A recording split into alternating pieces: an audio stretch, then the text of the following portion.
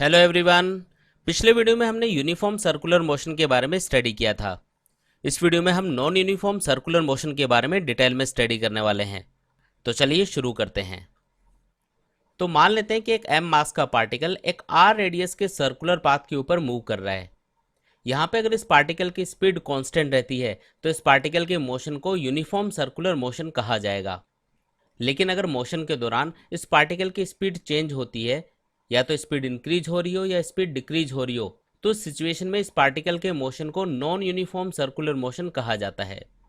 यानी कि किसी भी पार्टिकल के नॉन यूनिफॉर्म सर्कुलर मोशन के लिए कहा जा सकता है, if the speed of the particle in a circular motion changes with respect to time, then it is called non uniform circular motion.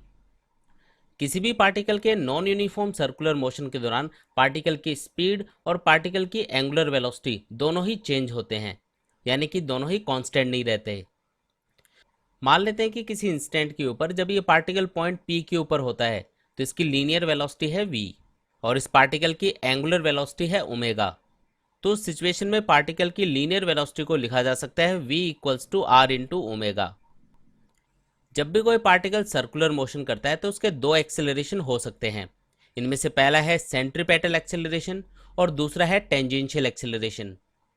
इनमें से ये जो सेंट्रीपेटल एक्सेलरेशन है, इसकी डायरेक्शन हमेशा इस सर्कुलर पाथ के सेंटर की तरफ होती है और किसी भी पार्टिकल के सर्कुलर मोशन करने के लिए ये सेंट्रीपेटल एक्सेलरेशन होना जरूरी होता है। यहाँ पे दूसरा एक्सेलरेशन है टेंजेंशियल एक्सेलरेशन। अगर सर्कुलर मोशन के दौरान पार्टिकल की स्पीड चेंज होती है तो उसका टेंजेंशियल एक्सेलरेशन भी होगा। लेकिन अगर सर्कुलर मोशन के दौरान पार्टिकल की स्पीड कांस्टेंट रहती है तो उसका टेंजेंशियल एक्सेलरेशन जीरो रहेगा। पार्टिकल के इस टेंजेंशियल एक्सेलरेशन का फॉर्मूला होता है at equals to alpha cross r. यहाँ पे अल्फा का मतलब होता है इस सर्कुलर मोशन करने वाले पार्टिकल का एंगुलर एक्सेलरेशन और इस आर वेक्टर का मतलब है ओरिजिन के रेस्पेक्ट में इस पार्टिकल का पोजीशन वेक्टर। यहाँ पे हमको याद रखना है कि सर्कुलर मोशन के दौरान अगर पार्टिकल की स्पीड कांस्टेंट होती है तो उसका टेंजेंशियल एक्सेलरेशन जीरो होगा। लेकिन अगर इस पार्टिकल की स्पीड कंटिन्यूसली इंक्रीज हो रही है तो इस टेंजेंशियल एक्सेलरेशन की जो डायरेक्शन होती है वो हमेशा इस पार्टिकल की वेलोसिटी के अलोंग होती है। लेकिन अगर इस सर्कुलर मोशन के दौरान पार्टिकल की स्पीड कंटिन्यूसली डिक्रीज हो रही है तो पार्टिकल के इस टेंजेंशियल एक्सेलरेशन की डायरेक्शन वेलोसिटी के अपोजिट डायरेक्शन में होगी। यानी कि यहाँ पे हम देख सकते हैं कि इस टेंजेंशियल एक्सेलरेशन की डायरेक्शन हमेशा इस सर्कुलर पाथ पे टेंजेंट के अलोंग होती है और इसीलिए इसे हम टेंजेंशियल एक्सेलरेशन कहते हैं। अब हम देखते हैं कि इस पार्टिकल पे लगने वाला टेंजेंशियल फोर्स कितना होगा। तो न्यूटन सेकंड लॉ के अकॉर्डिंग अगर हम इस पार्टिकल के मास को इस पार्टिकल के टेंजेंशियल एक्सेलरेशन से मल्टीप्लाई कर दें तो इससे हमें इस पार्टिकल पे लगने वाला टेंजेंशियल फोर्स मिल जाएगा। यानी कि इस सर्कुलर मोशन करने वाले पार्टिकल पे लगने वाले टेंजेंशियल फोर्स को लिखा जा सकता है f t equals to m into a t. यहाँ पे ए टी का मतलब है पार्टिकल का टेंजेंशियल एक्सेलरेशन। अब इसी तरीके से हम देखते हैं कि सर्कुलर मोशन करने वाले पार्टिकल का सेंट्रीपेटल एक्सेलरेशन क्या होगा। देखिए, जब भी कोई पार्टिकल सर्कुलर मोशन करता है तो इसके सेंट्रीपेटल एक्सेलरेशन को लिखा जा सकता है A C equals to omega cross we.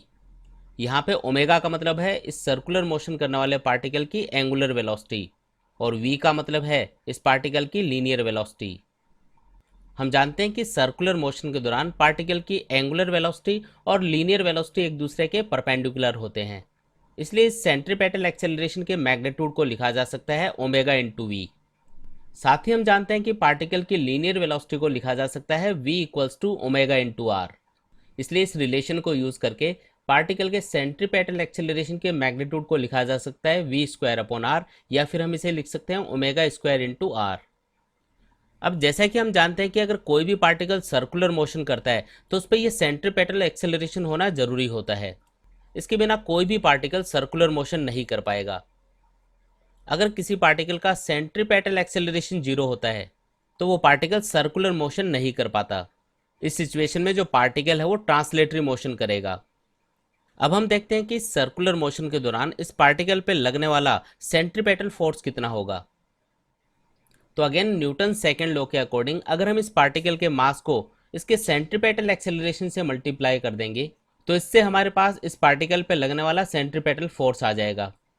यानी कि इस पार्टिकल के ऊपर लगने वाले सेंट्रीपेटल फोर्स को लिखा जा सकता है m इंटू ए सी। और यहाँ से अगर हम सेंट्रीपेटल एक्सेलरेशन की वैल्यू इस फॉर्मूले के अंदर पुट कर दें तो इस सेंट्रीपेटल फोर्स को लिखा जा सकता है m v square upon r, या फिर हम इसे लिख सकते हैं एम आर ओमेगा स्क्वायर, या फिर इसे लिखा जा सकता है m into omega into we.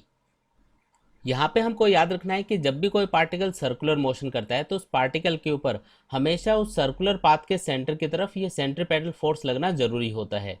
इस सेंट्रीपेटल फोर्स के बिना कोई भी पार्टिकल सर्कुलर मोशन नहीं कर पाता। तो अब हम देखते हैं कि इस पार्टिकल का नेट एक्सेलरेशन कितना होगा। तो जैसा कि हम यहाँ पे देख सकते हैं कि इस पार्टिकल के दो एक्सेलरेशन है, सेंट्रीपेटल एक्सेलरेशन और टेंजेंशियल एक्सेलरेशन। और ये दोनों ही एक्सेलरेशन हमेशा एक दूसरे के परपेंडिकुलर होते हैं। और किसी भी इंस्टेंट पे इस पार्टिकल का जो टोटल एक्सेलरेशन होगा वो इस पार्टिकल के टेंजेंशियल एक्सेलरेशन और सेंट्रीपेटल एक्सेलरेशन के वेक्टर एडिशन के इक्वल होगा। साथ ही यहाँ पे हम देख सकते हैं कि ये दोनों एक्सेलरेशन, टेंजेंशियल एक्सेलरेशन और सेंट्रीपेटल एक्सेलरेशन, ये एक दूसरे के परपेंडिकुलर हैं। इसलिए इस पार्टिकल के नेट एक्सेलरेशन के मैग्नीट्यूड को लिखा जा सकता है a equals to under root of a c square plus a t square. यहाँ पे अगर आपको याद हो तो जब भी कोई पार्टिकल यूनिफॉर्म सर्कुलर मोशन करता है, यानी कि पार्टिकल की स्पीड अगर कांस्टेंट होती है तो पार्टिकल का ये टेंजेंशियल एक्सेलरेशन जीरो होगा। और उस सिचुएशन में पार्टिकल का जो नेट एक्सेलरेशन है वो पार्टिकल के सेंट्रीपेटल एक्सेलरेशन के इक्वल होता है। लेकिन नॉन यूनिफॉर्म सर्कुलर मोशन के दौरान पार्टिकल का टेंजेंशियल एक्सेलरेशन भी होगा। इसलिए पार्टिकल का जो नेट एक्सेलरेशन है वो पार्टिकल के टेंजेंशियल एक्सेलरेशन और सेंट्रीपेटल एक्सेलरेशन के वेक्टर एडिशन के इक्वल लिखा जाएगा।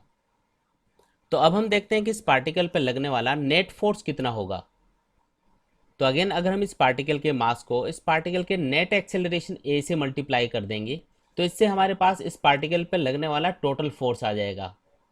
यानी कि इस पार्टिकल पे लगने वाला टोटल फोर्स होगा m इंटू ए।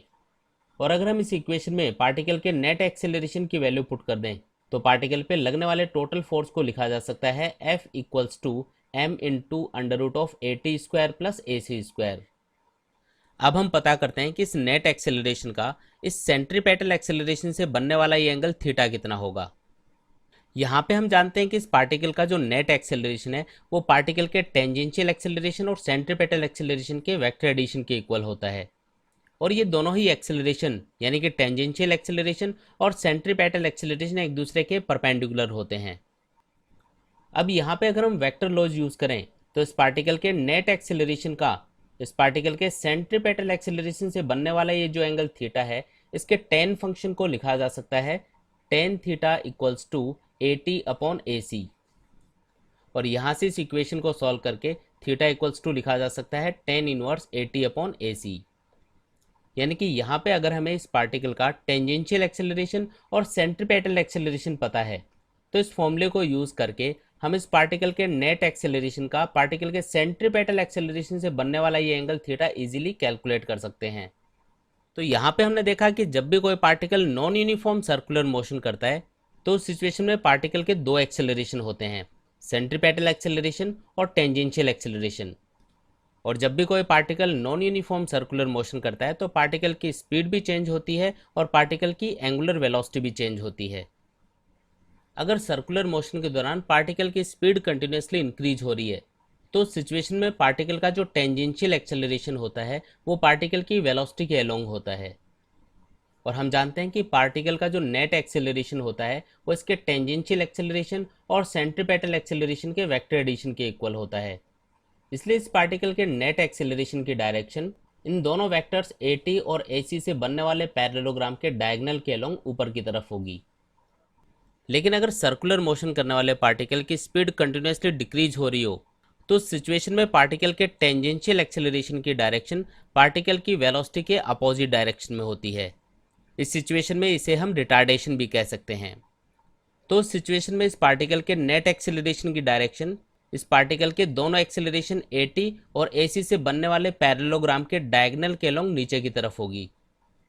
यानी कि यहाँ पे हमको याद रखना है कि अगर हम सर्कुलर मोशन करने वाले पार्टिकल का नेट एक्सेलरेशन कैलकुलेट कर रहे हैं तो इस नेट एक्सेलरेशन की डायरेक्शन पार्टिकल के टेंजेंशियल और सेंट्रीपेटल एक्सेलरेशन की डायरेक्शन के ऊपर डिपेंड करती है। पार्टिकल का जो नेट एक्सेलरेशन होता है वो पार्टिकल के टेंजेंशियल एक्सेलरेशन और सेंट्रीपेटल एक्सेलरेशन के वेक्टर एडिशन के इक्वल होता है। जब भी कोई पार्टिकल सर्कुलर मोशन करता है, चाहे वो यूनिफॉर्म सर्कुलर मोशन हो या non uniform circular motion, particle का सेंट्रीपेटल एक्सेलरेशन हमेशा पार्टिकल की वेलोसिटी या डिस्प्लेसमेंट के परपेंडिकुलर होता है। यानी कि सर्कुलर मोशन के दौरान पार्टिकल पे लगने वाला सेंट्रीपेटल फोर्स भी पार्टिकल की वेलोसिटी या डिस्प्लेसमेंट के हमेशा परपेंडिकुलर रहेगा। अब यहाँ पे क्योंकि सेंट्रीपेटल फोर्स और पार्टिकल के डिस्प्लेसमेंट की डायरेक्शन एक दूसरे के परपेंडिकुलर है, इसलिए इस सेंट्रीपेटल फोर्स के थ्रू जो वर्क डन होगा वो हमेशा जीरो रहेगा। यानी कि सिंपली हम कह सकते हैं कि किसी भी पार्टिकल के यूनिफॉर्म या नॉन यूनिफॉर्म सर्कुलर मोशन के दौरान पार्टिकल पे लगने वाले सेंट्रीपेटल फोर्स के थ्रू जो वर्क डन होता है वो हमेशा जीरो होता है।